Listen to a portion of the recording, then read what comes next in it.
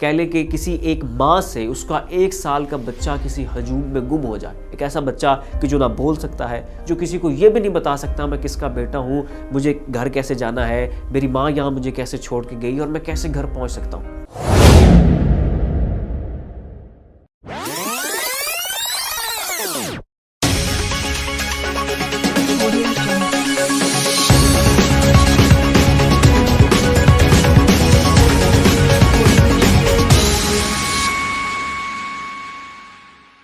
नाज़रीन अस्सलाम वालेकुम, आप देख रहे हैं हमारा यूट्यूब चैनल और फेसबुक पेज और मैं हूँ आपका मेज़बान गालिब सुल्तान।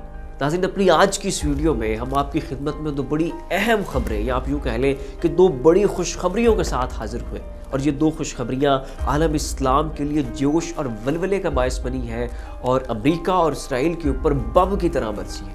2 खबरें हैं, एक खबर तुर्की से है और एक खबर ईरान से है और दोनों बड़ी लाजवाब किस्म की खुशखबरियाँ हैं। नाज़रीन सबसे पहले हम तुर्की से शुरू कर लेते हैं। तो तुर्की ने नाज़रीन एक ऐसी टेक्नोलॉजी एक्वायर कर ली है कि जो दुश्मन के रडार सिस्टम को ब्लॉक कर सके। इस टेक्नोलॉजी को इलेक्ट्रॉनिक वारफेयर सिस्टम कहा जाता है और इसकी खासियत यह है कि यह आपकी फ़िज़ाई हदूद में दाखिल होने वाले किसी भी एयरक्राफ्ट का उसके हेडक्वार्टर के साथ राब्ता मुनक़ता कर सकती है। नाज़रीन अगर आपके मुल्क में कोई एयरक्राफ्ट दाखिल है और आपके पास ये सलाहियत हो कि आप उस एयरक्राफ्ट का उसके हेडक्वार्टर के साथ राब्ता मुनक़ता कर दें, तो ये ऐसे ही है कि जैसे आप कह लें कि किसी एक माँ से उसका 1 साल का बच्चा किसी हजूम में गुम हो जाए। एक ऐसा बच्चा कि जो ना बोल सकता है, जो किसी को ये भी नहीं बता सकता मैं किसका बेटा हूँ, मुझे घर कैसे जाना है, मेरी माँ यहाँ मुझे कैसे छोड़ के गई और मैं कैसे घर पहुँच सकता हूँ। यानी उस बच्चे, उस एयरक्राफ्ट की हालत कि जो अपने हेडक्वार्टर से जिसका राब्ता मुनक़ता हो गया है, उसकी हालत उस 1 साल के बच्चे की तरह होती है जो भीड़ में अपनी माँ से जुदा हो जाए, जो कुछ नहीं पता होता कि मैंने क्या करना है।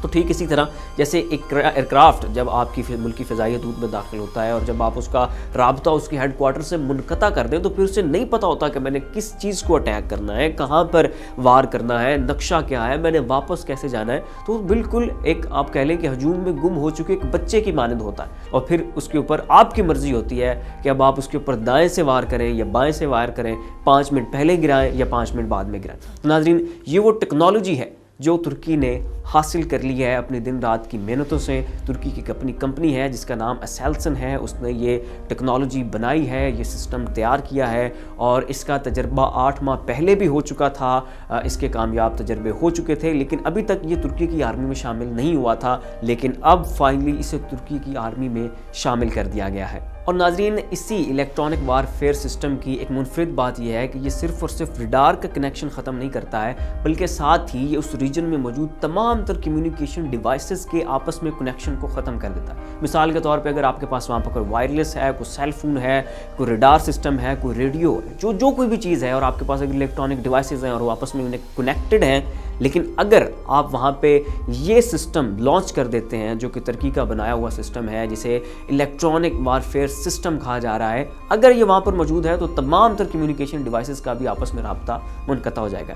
नाज़रीन ये टेक्नोलॉजी तुर्की से पहले अमेरिका, रशिया और चाइना के पास थी और अब इन दुनिया की 3 सुपर पावर्स के बाद ये टेक्नोलॉजी हमारे इस्लामी मुल्क तुर्की ने हासिल कर ली है। अब नाज़रीन बात कर लेते हैं दूसरी खुशखबरी की और दूसरी खुशखबरी ये है कि ईरान ने अपनी एक सैटेलाइट खला में लॉन्च कर दी है और इस सैटेलाइट को ईरान के खुमैनी स्पेस स्टेशन से लॉन्च किया गया है। इसके अंदर 3 रिसर्च एंड डेवलपमेंट डिवाइसेस साथ ही जो कि खला में मौजूद बहुत सारी चीज़ों का, बहुत सारे डाटे को कलेक्ट करके पीछे ईरानियन हेडक्वार्टर में भेजेगी और ये 770 किलोमीटर की ऊंचाई पर मदार में सर्कुलेट करेगी और ये 7530 मीटर पर सेकंड की रफ्तार से इसने ये डिस्टेंस कवर किया है। और ईरान का ये कहना है कि उसने ये रिसर्च और डेवलपमेंट के लिए ये सैटेलाइट लॉन्च किया है। इस पर नाज़रीन अमेरिका और उसके इत्तेहादी और इसराइल ने अपने बड़े तहफ़्फ़ुज़ात का इज़हार किया। उन्होंने कहा है कि जी ईरान ने ये पीसफुल पर्पज़ के लिए सैटेलाइट लॉन्च नहीं की, बल्कि ईरान ने ये इसलिए सैटेलाइट लॉन्च की है कि ये इसके ज़रिए अपने बैलिस्टिक प्रोग्राम को कामयाब बना सके, ये अपने बैलिस्टिक प्रोग्राम में एक एटम बम डाल के इसराइल और अमेरिका के ऊपर गिरा सके, इसलिए ईरान ने ये सैटेलाइट बनाई है। तो उसके ऊपर ईरान का ये कहना था कि नहीं भाई जी, जिस तरह आप अपनी सैटेलाइट्स खला में भेजते हैं रिसर्च के लिए, डेवलपमेंट के लिए, वहाँ से उसके आबो हवा और माहौल का जायज़ा लेने के लिए और इन्फॉर्मेशन गैदर करने के लिए, ठीक इसी पर्पज़ के लिए हमने भी ये सैटेलाइट लॉन्च की है। हम कोई इसके ज़रिए आपके ऊपर एटम बम नहीं गिराएंगे, हम कोई इसके ज़रिए बैलिस्टिक मिसाइल के प्रोग्राम को इसके ज़रिए चलाने का इरादा नहीं रखते।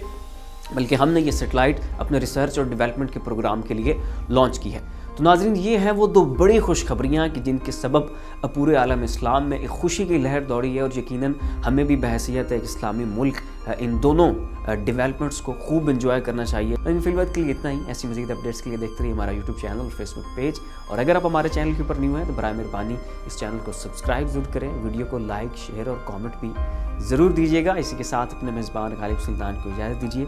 अपना ख्याल रखिएगा।